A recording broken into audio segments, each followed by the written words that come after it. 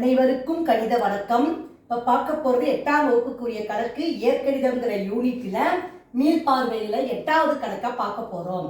4a² - 3ab + b² அதிலிருந்து 6a² - 5ab + 3b² என்ன செய்யணும், கழிக்கணும் அப்படின்னு சொல்லி கொடுத்துருக்காங்க. இதுலேருந்து இதை கழிக்கவும். அப்ப முதல்ல நம்ம என்ன செய்யறோம், மைனஸ் இந்த நம்பர் முதல் நம்பர் எழுதிக்கிறேன், மைனஸ் போட்டுட்டு இந்த அடுத்த உறுப்பை எழுதிக்கிறேன். இப்ப அடுத்த ஸ்டெப் நம்ம என்ன செய்வோம், பிராக்கெட்டை ரிமூவ் பண்ணி சைனை பெருக்கி போட்டுக்கிறோம். 4a² - 3ab + b². இப்ப மைனஸ் இன்டு பிளஸ் என்ன வரும், -6a². Minus into minus plus, minus into plus minus, minus minus என்ன வந்துடும், பிளஸ் வந்துடும். அப்ப +5ab.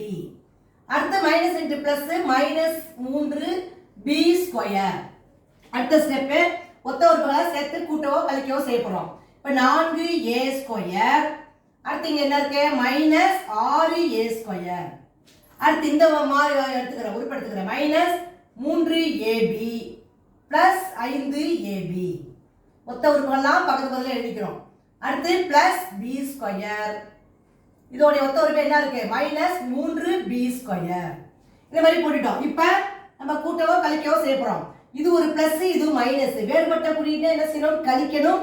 பெரிய எண்ணிற்குரிய குறியீடை இட வேண்டும். இப்ப 4 6 கழிச்சோம்னா -2a². அடுத்து பாருங்க, இங்க -3 இருக்கு, இங்க +5 இருக்கு. பெரிய நம்பர் சின்ன நம்பரை கழிக்கிறோம், அந்த குறியீடை போட்டுக்கிறோம்.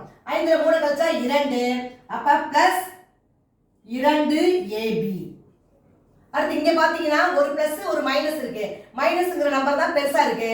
அப்ப 3ல 1 கழிச்சா 2 -2b². இதுதான் இந்த கணக்குக்குரிய விடை. ஆன்சர் என்ன கிடைச்சிருக்கு, -2a + 2ab + -2b². -2a² + 2ab -2b² அப்படிங்கிற ஆன்சர் கிடைச்சிருக்கு. புரிஞ்சுங்களா?